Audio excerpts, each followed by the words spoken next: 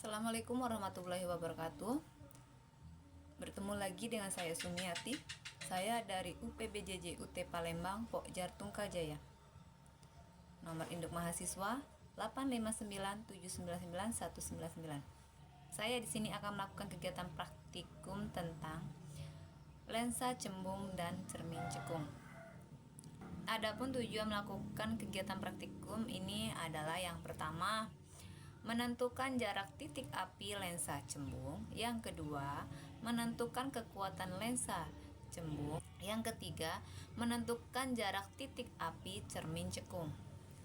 Adapun alat dan bahan yang dibutuhkan: cermin cembung, cermin cekung. Saya menggunakan cermin yang ada pada senter, layar, sumber cahaya atau lilin. Percobaan pertama, lensa cembung. Susunlah lensa pada kedudukannya dan letakkan di antara layar dan sumber cahaya. Ini sudah ada lensa cembung, lilin, dan layar. Langkah kedua, nyalakanlah sumber cahaya, kemudian aturlah posisi benda dan lensa agar pada layar terbentuk bayangan yang paling tajam. Kemudian aturlah posisi jarak benda tersebut. Yang ketiga, ukurlah jarak benda dan jarak bayangan. Jarak benda yang pertama yaitu berjarak 10 cm, membentuk jarak bayangan 10 cm. Jarak benda yang kedua 15 cm, membentuk jarak bayangan 10 cm. Yang ketiga, jarak benda 20 cm, membentuk jarak bayangan 8 cm. Yang keempat, jarak benda dengan jarak 35 cm, membentuk jarak bayangan 8 cm. Dan yang kelima, dengan jarak 30 cm, membentuk bayangan benda dengan jarak 7,5 cm. Cobaan yang kedua yaitu cermin cekung. Langkah pertama, susunlah cermin pada kedudukannya dan letakkan di antara layar dan sumber cahaya. Nyalakan sumber cahaya, kemudian atur posisi benda dan cermin agar pada layar terbentuk bayangan yang paling tajam. Langkah selanjutnya, ukurlah jarak benda dan jarak bayangan. Dan ulangi prosedur beberapa kali dengan kedudukan yang berbeda. Jarak benda yang pertama pada cermin cekung yaitu 5 cm,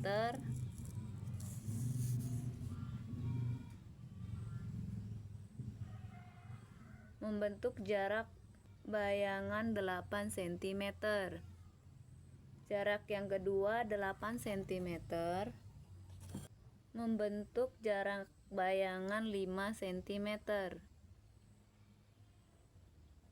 Yang ketiga, jarak benda 10 cm, membentuk jarak bayangan 4 cm.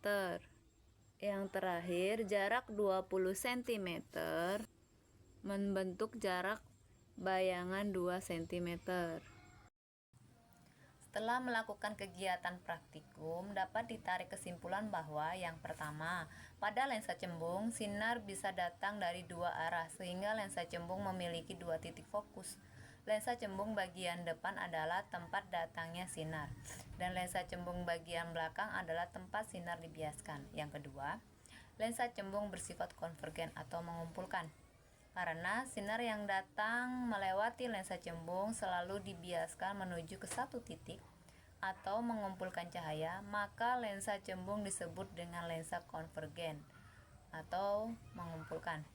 Yang ketiga, jarak fokus lensa cembung selalu positif karena tempat berpotongan atau tujuan sinar bias selalu terletak di belakang lensa cembung, sehingga fokus lensa cembung adalah fokus sejati.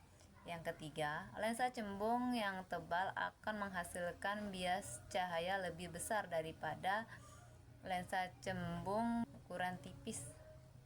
Yang keempat, lensa cembung yang tebal akan menghasilkan bias cahaya lebih daripada lensa cembung yang tipis, Selain itu, lensa cembung yang tebal juga akan menghasilkan panjang fokus lensa yang lebih pendek daripada lensa cembung yang tipis. Yang kelima, sifat bayangan cermin cekung tergantung pada letak benda. Jika bendanya berada di ruang satu, bayangannya maya, tegak, dan diperbesar.